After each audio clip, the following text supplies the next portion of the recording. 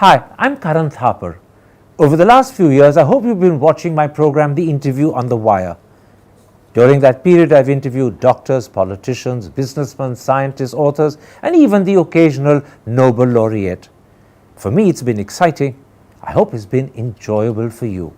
But these, as you know, are tough times, and if this program is going to remain bold, independent, and sometimes even defiant, then I think we need your support. At the end of the day, it's a truism, but editorial independence is best defended by the viewers. So if you would like this program to remain the way it is, forthright, outspoken, and interesting, then would you consider supporting us? All you have to do is to click on the description at the bottom. But more than anything else, I hope you will continue to watch the interview. Your viewership means an awful lot to me.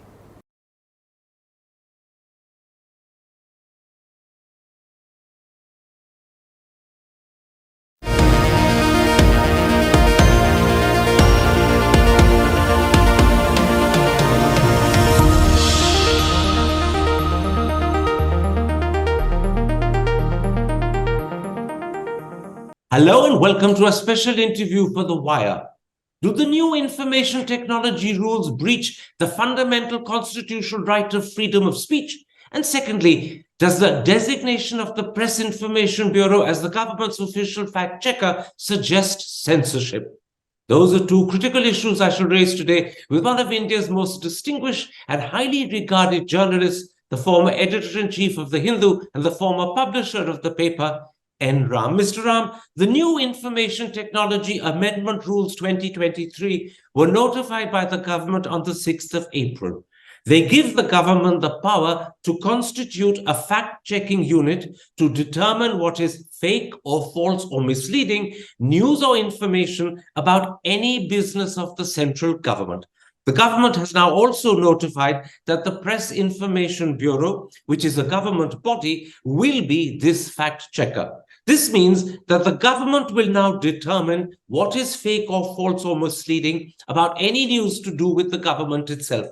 How do you respond to this deliberate circularity? This is clearly, an advance of censorship creep, Karan. This has come in stages so far as the IT rules 2021 are concerned, and this is clearly a step further. The proposal was broached earlier in the year, some weeks ago, and there was an outcry. But they have, I think the minister promised consultations, the stakeholders, but suddenly notified it. So I think this is clearly an attempt to take censorship forward, and I think it's in proximity with we will be nearing the Lok Sabha elections of 2024. So while it started earlier, I think there is at least arguably a link between what they expect and this. So this is clearly censorship. Tell me, is the circularity at all acceptable? That the government will itself determine what it considers to be fake, false, or misleading about news about the government? Is that deliberate circularity at all acceptable? No, it is not. And I think there are numerous Supreme Court judgments, including the latest one on the Media One case, where it has been held that the principles of natural justice are very important. And you can't even use the excuse of national security to do away with it. They have to be balanced. So I think it is totally unacceptable that the government, in this case, is the prosecutor, is the judge in its own cause. And that's completely unacceptable from the standpoint of natural justice. Let's look at the different aspects of what the government has done. To begin with, the terms fake or false or misleading do not appear in Article 19 of the Constitution as legitimate grounds for restricting free speech.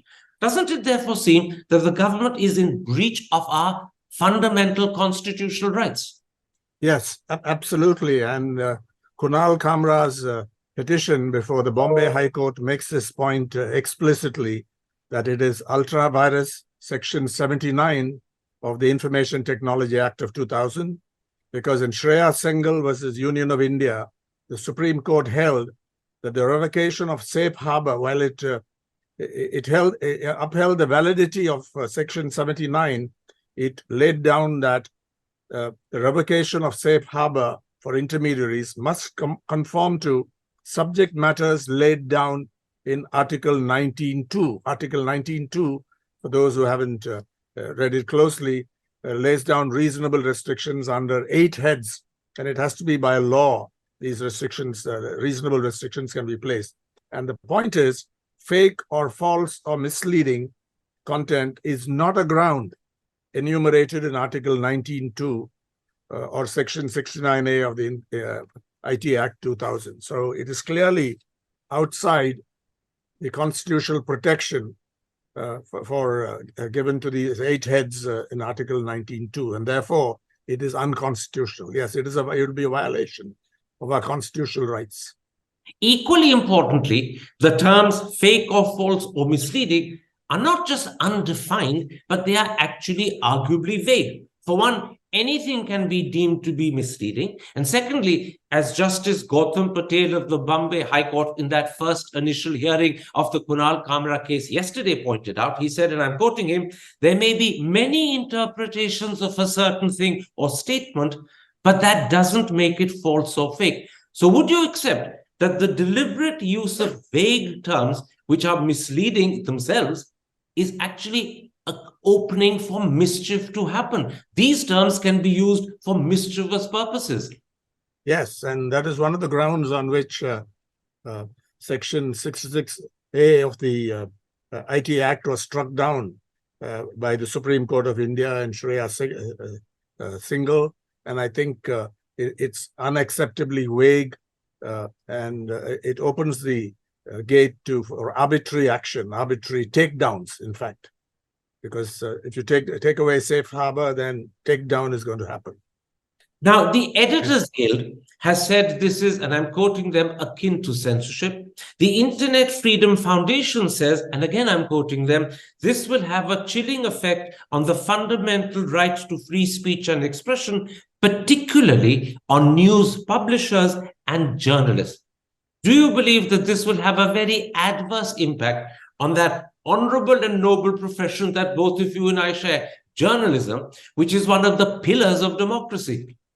Yes, it will have a very adverse effect. It will clearly be a major harm done to journalism, the profession of journalism, as you say, because many media organizations and journalists now depend on, in the digital age, on the internet and on digital and on platforms, digital platforms, including those operated by social intermediaries.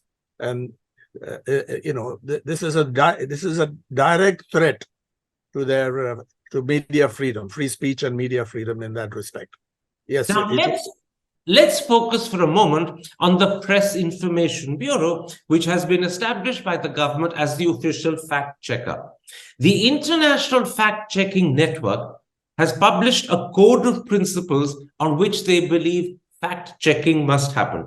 And the very first principle states, and I'm quoting again, that fact checkers must have a commitment to non-partisanship and fairness.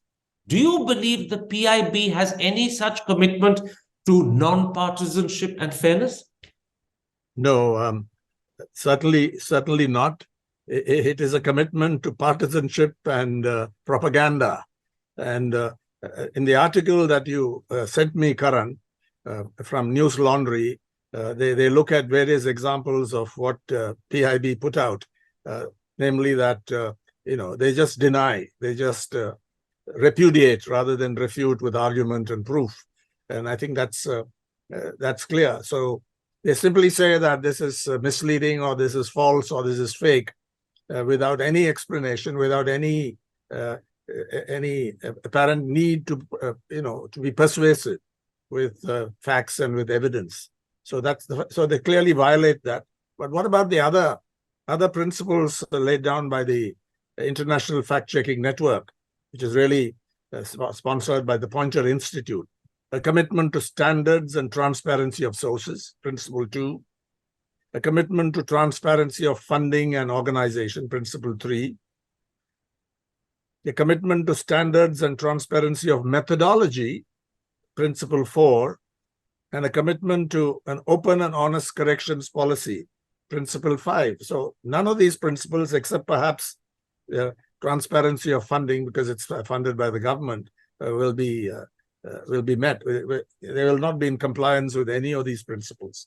So in other words, the PIB doesn't match up to any of the fundamental principles for a good fact checker laid down by the International Fact Checking Network. It falls on all of them, with the possible exception of transparency of funding, and that it only meets because it's funded by the government. Yes, exactly. Let's then at this point, Mr. Ram, examine the sort of fact checking that PIB has been doing. In December 2019, the PIB launched what's called the PIB Fact Check. Supriya Shinate, the Congress spokesperson, has said that there are several instances when the PIB has declared something to be fake, even though the report was actually factually totally true.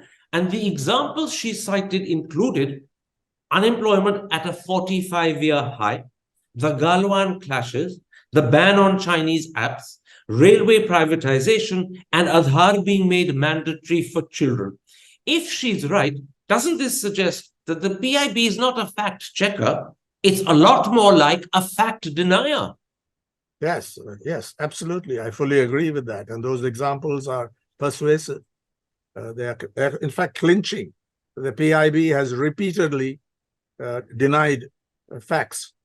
That has been a fact denier for reasons that are clear, that it is the voice of the government. Its role is to promote the government's agenda. Its role is to put out fake news in the form of denying facts that are proven or are well backed by evidence. So I think that's what it is. So it's completely unacceptable.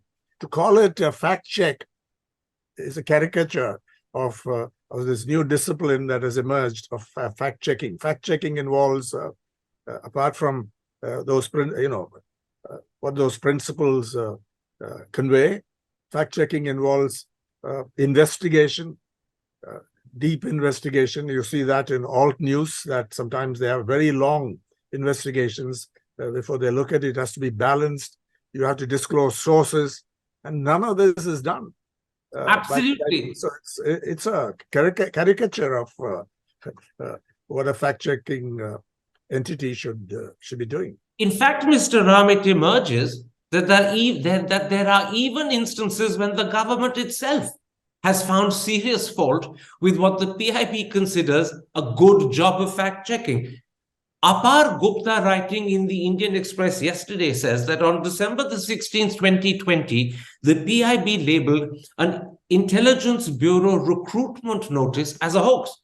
Literally within 24 hours, the Information and Broadcasting Ministry refuted the PIB fact check. So clearly, even the government has serious problems on occasion with so-called fact-checking done by the PIB. Yes.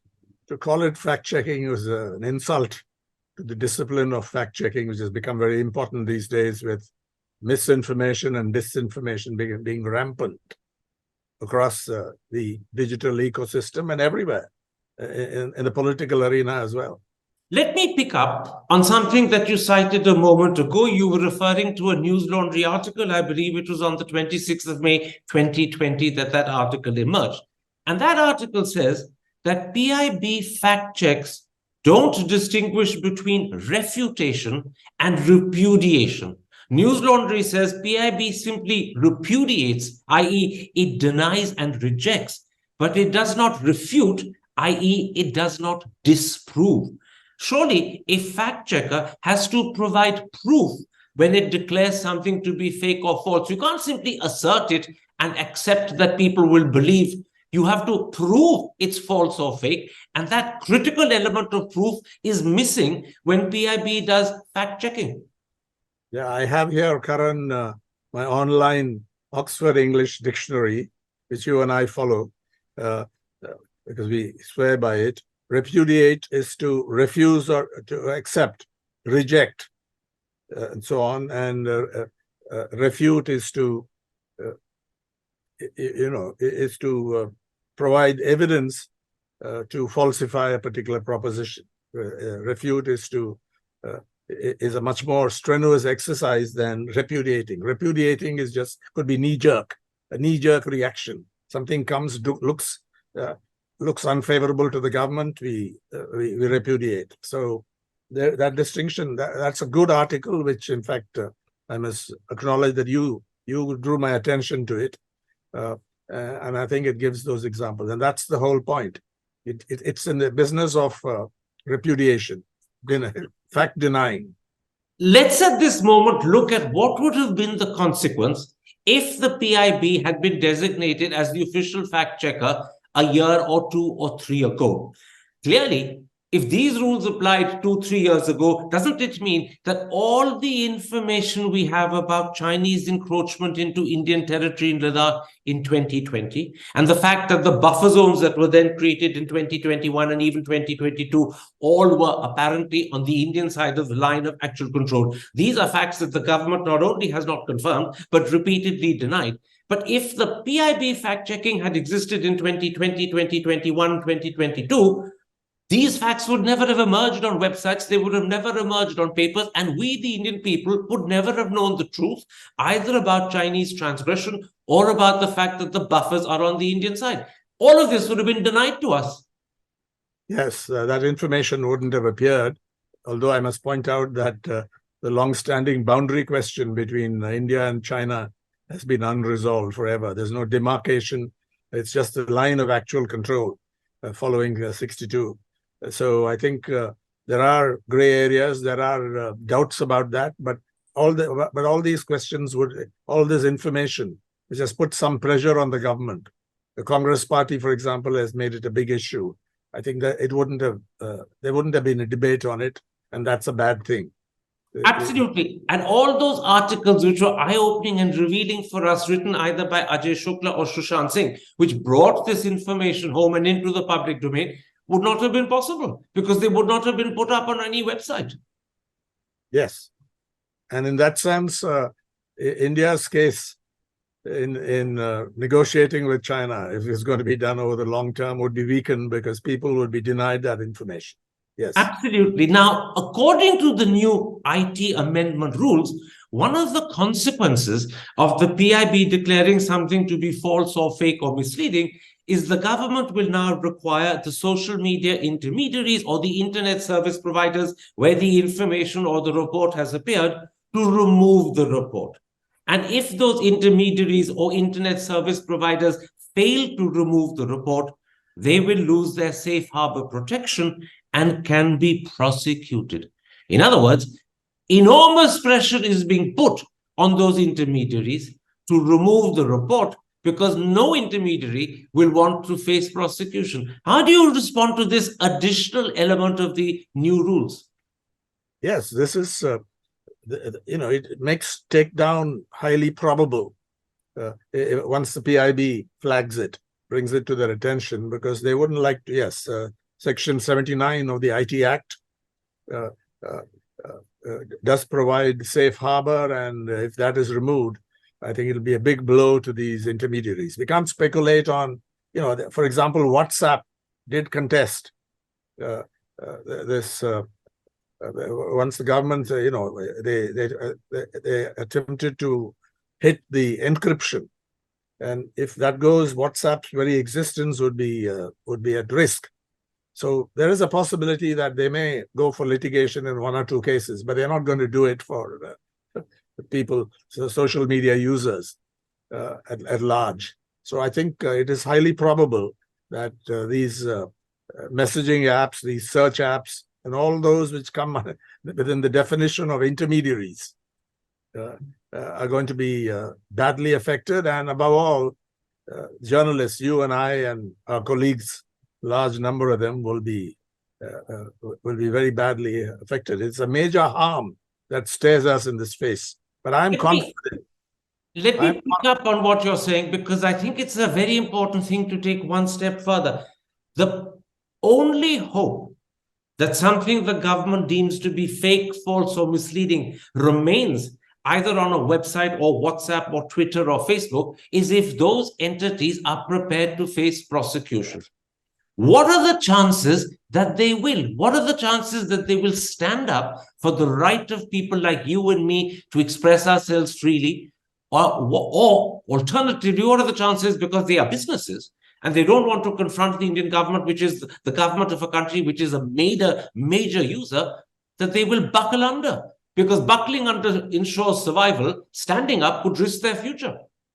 Yes, I think if you look at their record in recent years, it's not very edifying so far as standing up for these values or principles is concerned. So it's very unlikely that they will stand up. You can more or less rule it out, the possibility, except in a few cases where, like encryption, which is key to their survival in the case of WhatsApp. So I think they will not stand up, and their record, the past record on recent years, suggests that they do not have the guts, the courage, the independence to stand up.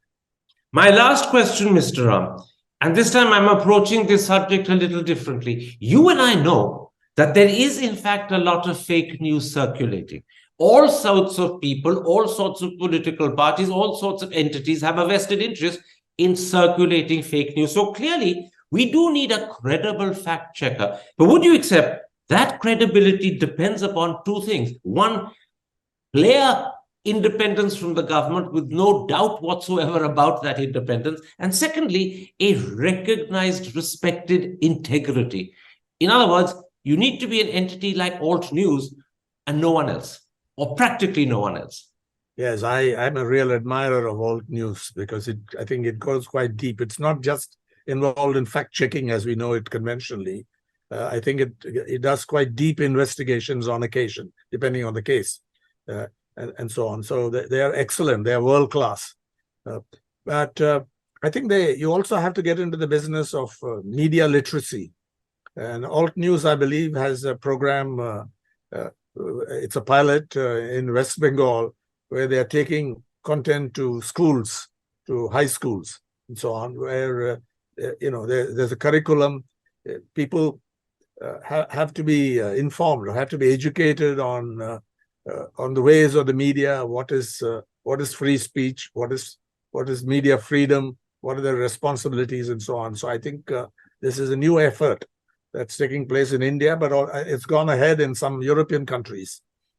Media literacy across schools, funded by either the government or independently or by technology companies, I think will be important. So I think Alt News is an excellent example of an entity with a lot of, it's resourceful, it's got integrity, and it's completely independent. Even its funding is completely independent. My last question. Do these new information technology rules signal a sad and sorry day for India, for our journalism, for our free speech, and beyond that, for our democracy? A sorry day on all counts. Yes, a very sorry day, but I'm hopeful, Karan, that this will be given short shrift by the courts. I'm encouraged by the judgment of the Supreme Court of India, the judgment authored by the Chief Justice, Mr. Justice Chandrachud, in the Media One case, where I think it's about 134-page judgment, which I think goes quite deep into the question of what press freedom means, media freedom in this case, and I'm quite encouraged. I expect the Kunal Kamra's petition to do well in the Bombay High Court.